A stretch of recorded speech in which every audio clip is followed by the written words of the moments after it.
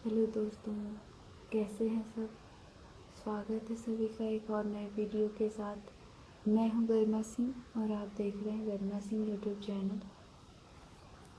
मैंने हिंदी का बहुत सारा लेसन प्लान अपलोड किया हुआ है इसी चैनल पे।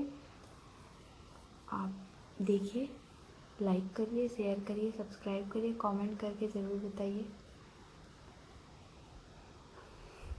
ये पाठ्य योजना क्रम संख्या 13 है। सबसे पहले विद्यालय का नाम, जैसे कि मैंने शुरू से ही बताया है, विद्यालय का नाम, फिर दिनांक जिस डेट पे शिक्षण कार्य होगा, कक्षा 6 की है। सेक्शन आप जो भी सेक्शन मिलेगा आप वो लिखेंगे।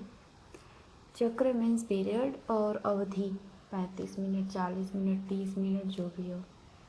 विषय हिंदी। प्रकरण है हमारा आज का आओ फिर से दिया जलाएं। इसमें सामान्य उद्देश्य है, एक साइड क्रम संख्या लिखेंगे और एक साइड सामान्य उद्देश्य। पहला सामान्य उद्देश्य है छात्रों में कल्पना एवं तर्क शक्ति का विकास करना। दूसरा है छात्रों में वर्णों, शब्दों, वाक्यों के उच्चारण में शुद्धता उत्पन्न करना। तीसरा है छात्रों के विचारों, शब्दों, रूढ़ोक्तियों, लोकोक्तियों, मुहावरों एवं सूक्तियों के कोश का क्रमशः विस्तार करना। चौथा नंबर है छात्रों के चिंतन में क्रमशः क्रमबद्धता, स्पष्टता एवं संगतता उत्पन्न करना। पांचवा है वाक्यों में प्रयुक्त शब्द रूपों की शुद्धता और अशुद्धता की जांच हेतु स्तरोचित योग्यता उत्पन्न करना। छठवां है छात्रों की मौलिक और सुंदर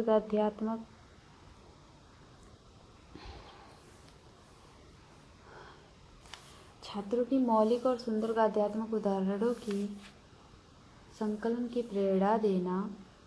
और सातवां है विविध लेखन शैलियों के विकास में अनेक सहायता करना। आठवां है छात्रों में लिखित एवं मौखिक रूप से भाषा व्यक्त करने की क्षमता उत्पन्न करना। नेक्स्ट हमारा नौवां, छात्रों में राष्ट्रभाषा के प्रति प्रेम की भावना को विकसित करना। अगला हेडिंग है विशिष्ट उद्देश्य। विशिष्ट उद्देश्य के अंतर्गत रहेगा प्रस्तुत पाठ आओ फिर से दिया जलाएं पढ़ने के पश्चात छात्रों में निम्न परिवर्तन होंगे: ज्ञानात्मक, बोधात्मक, अनुप्रयोगात्मक। ज्ञानात्मक के अंतर्गत रहेगा छात्र आओ फिर से दिया जलाएं नाम पाठ का प्रत्यास्मरण कर सकेंगे। बोधात्मक में छात्र आओ फिर से दिया जलाएं नामक पाठ की व्याख्या कर सकेंगे। अनुप्रयोगात्मक में छात्र प्रस्तुत पाठ आओ फिर से दिया जलाएं पठन के पश्चात छात्रों में निम्न परिवर्तन होंगे, जैसे कि सुनकर, बोलकर।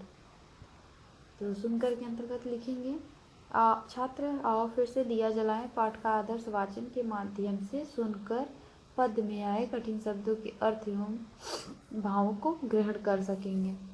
अगला हेडिंग है हमारा बोलकर। इसके अंतर्गत छात्र पाठ से संबंधित प्रश्नों के उत्तर के माध्यम से बोलकर अपने विचारों को अभिव्यक्त कर सकेंगे। नेक्स्ट शुरू से देख लीजिए एक बार और फिर नेक्स्ट पेज पे देखते हैं। नेक्स्ट पॉइंट है लिख कर। लिख कर के अंतर्गत छात्र गृह कार्य के माध्यम से लिखकर अध्ययन कौशल का विकास कर सकेंगे। अगला है पढ़कर। पढ़कर के अंतर्गत छात्र सस्वर के माध्यम से पढ़कर शुद्ध उच्चारण के साथ पढ़ने की योग्यता को विकसित कर सकेंगे। अगला हेडिंग है शिक्षण सहायक सामग्री। शिक्षण सहायक सामग्री में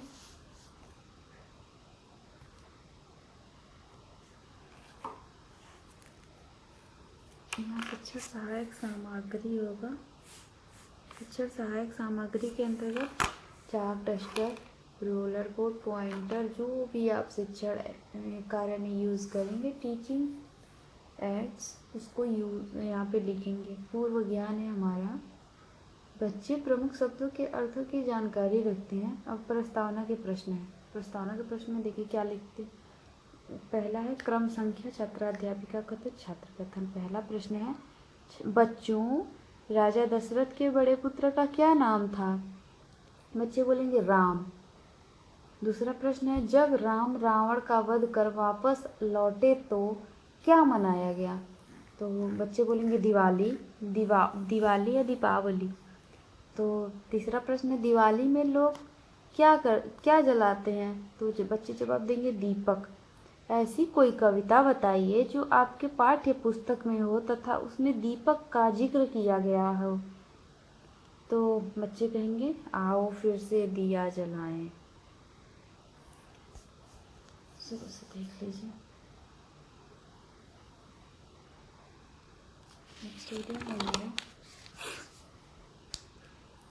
उद्देश्य कथन में बच्चों आज हम लोग आओ फिर से दिया जलाएं नामक पाठ का अध्ययन करेंगे। प्रस्तुतिकरण मैंने नहीं डाला है, प्रस्तुतिकरण मैं आपको बताती हूँ।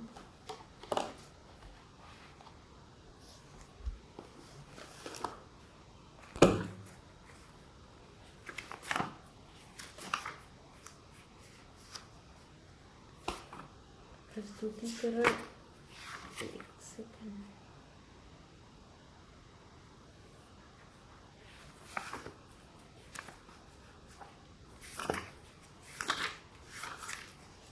प्रस्तुतिकरण में रहेगा भरी दोपहरी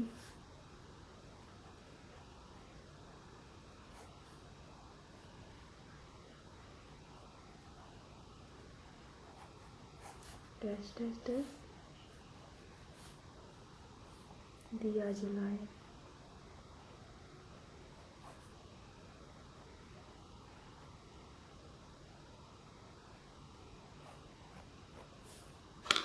ये शुरू से लास्ट तक का पोएम बहुत छोटा है, इसलिए मैंने एक दिन में पढ़ाने के लिए इसको बनाया हुआ है। तो प्रस्तुतिकरण जहाँ से शुरू करेंगे और लास्ट का पोएम का लास्ट वर्ड जो भी होगा। तो इसमें भरी दोपहरी डैश डैश दिया जलाएं। आदर्श वाचन छात्रा अध्यापिका कविता का आदर्श वाचन करेंगी। अनुकरण वाचन कविता अनुकरण वाचन द्वारा पूर्ण किया जाएगा। स्पष्टीकरण कवि कहते हैं कि युवा अवस्था में व्यक्ति स्वस्थ, शक्तिशाली और जोश से भरा होता है। इस उम्र में जीवन की कठिनाइयों से निराश होकर हार नहीं मानना चाहिए। उन्होंने युवा की तुलना सूर्य से करते हुए कहा कि युवाओं के जीवन की कठिनाई के आगे हारना ऐसे है जैसे सूरज की परछाई से हार जाना। यदि मामूली उपलब्धि को ही मंजिल समझकर यदि हम रुक जाएंगे तो जीवन का वास्तविक लक्ष्य क्या है उसे भूल जाएंगे। इसलिए चलते रहें।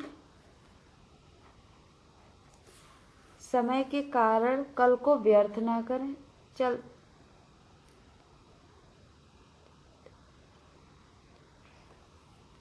यहाँ पे चल रहे ही रहेगा, सॉरी। यहाँ पे है जैसे कि यदि मामूली उपलब्धि को ही मंजिल, जैसे कि मामूली उपलब्धि कोई छोटी मोटी, जैसे कि हम पढ़ रहे हैं, हम ये सोचते हैं कि हम जॉब करते तो अच्छा होता। तो आपका जो फोकस है हमें क्या करना चाहिए, हमें क्या करना है। जैसे कि आपका फोकस कोई ऊंचा है, कोई अच्छे एग्ज़ाम को क्वालिफाई करना है जिसमें आपका ऊंचा पद हो, लेकिन आप सोचते हैं कि हमें जॉब ज्वाइन कर लेना चाहिए, कुछ हेल्प हो जाएगा, या फिर अगर बीच बीच में ये दिमाग में आता है कुछ पैसा कमाने लगेंगे, तो आपके लिए वो मामूली उपलब्धि है, क्योंकि आपका लक्ष्य दूसरा है। यदि आपका लक्ष्य नहीं है तो मामूली उपलब्धि आपके लिए बड़ी हो सकती है। या फिर अगर आप भ्रमित हो रहे हैं तो यानी कि आपके पास लक्ष्य ही नहीं क्लियर है कि हमें करना क्या है। तो इसमें ये बताया गया है यदि मामूली उपलब्धि को ही मंजिल समझकर यदि हम रुक जाएंगे तो जीवन का वास्तविक लक्ष्य क्या है उसे भूल जाएंगे। हम छोटी छोटी उपलब्धियों को जीवन में प्रायोरिटी देने लगेंगे तो हमारा लक्ष्य जो है हम उसे भूल जाएंगे। इसलिए चल रहे समय के कारण कल को व्यर्थ ना करें। जो समय चल रहा है उसकी वजह से अगर आज बुरा है तो कल बुरा हो, ऐसा नहीं होना चाहिए। अगर आज बुरा है तो कल अच्छा होना चाहिए, हमें इस पर फोकस करना चाहिए। अर्थात वर्तमान को जीते हुए भविष्य की बेहतर तैयारी करते रहें। अभी आहुति बाकी है, इसलिए यज्ञ भी अधूरा है। अर्थात अपनों के साथ हम इतना व्यस्त हो गए हैं कि मानवता के बारे में सोचना भूल गए हैं, जिसमें हमारे बलिदानों की आहुति जानी बाकी है। इसलिए दुखों एवं बुराइयों पर विजय के हम अपने आप के साथ और अपने लोगों के साथ इतना बिजी हो गए हैं कि मानवता के लिए कार्य करना छोड़ दिए हैं। अब यहाँ पे क्या है, इसलिए दुखों एवं बुराइयों पर विजय के लिए अपना योगदान ऐसे दे जैसे दधीचि देवताओं की विजय के लिए वज्र बनाने हेतु अपनी हड्डियां दान दी थी। अपना योगदान मानवता के लिए ऐसे दीजिए जैसे दधीचि ने देवताओं को अपनी हड्डियां दान में दे दी थी, ताकि उसका अस्त्र बन सके और असुरों का संहार हो सके। बोधात्मक प्रश्न है। पहला प्रश्न है, युवा अवस्था में मनुष्य किससे भरा होता है? तो बच्चे बोलेंगे युवा अवस्था में मनुष्य जोश से भरा होता है। दूसरा प्रश्न है, कवि ने युवा की तुलना किससे की है? तो बच्चे बोलेंगे युवा की तुलना सूर्य से की है। कवि ने युवा की तुलना सूर्य से की है। छात्राध्यापिका कथन में छात्राध्यापिका कहेंगी मानवता के बारे में लोग क्यों नहीं सोच पा रहे हैं? तो छात्र कथन, क्योंकि प्रत्येक व्यक्ति स्वयं अपनों में व्यस्त हो गया है। अपनों एवं स्वयं और अपनों के बीच में इतना व्यस्त हो गया है कि लोगों के बारे में सोचना छोड़ दिया।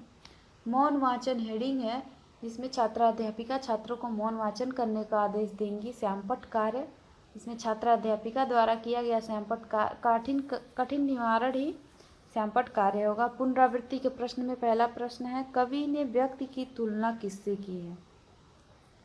दूसरा प्रश्न है, दधीचि ने देवताओं को किस कार्य के लिए तथा क्या दान दे दी थी? तीसरा प्रश्न है, प्रत्येक व्यक्ति कहाँ व्यस्त हो गया है जिससे वह मानवता के बारे में सोच नहीं पा रहा है? अगला हेडिंग है कक्षा निरीक्षण कार्य। कक्षा निरीक्षण कार्य में छात्राध्यापिका कक्षा में मंद गति से भ्रमण करेंगी तथा उत्तर पुस्तिका में निरीक्षण करेंगी। गृह कार्य हेडिंग है। प्रश्न है इसमें, इस कविता के कवि के जीवन परिचय को अपनी पुस्तिका में लिख कर लाना है और हस्ताक्षर परिवेश रहेगा। ये प्रश्न गृह कार्य का होगा जो बच्चे लिख के लाएंगे। शुरू से देख लीजिए एक बार। ये कक्षा निरीक्षण कार्य हो गया, गृह कार्य हो गया, प्रश्न हो गया। अगर ये वीडियो आपको अच्छी लगी तो लाइक करिए, शेयर करिए, सब्सक्राइब करिए। Thank you so much everyone.